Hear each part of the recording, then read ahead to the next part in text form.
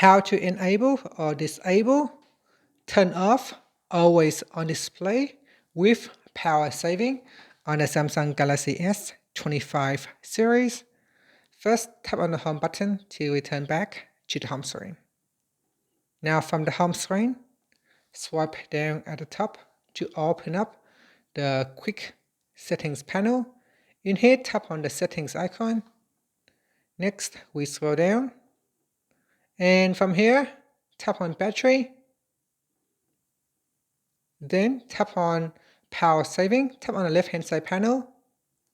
In here, we go down to the display section and tap on turn off, always on display.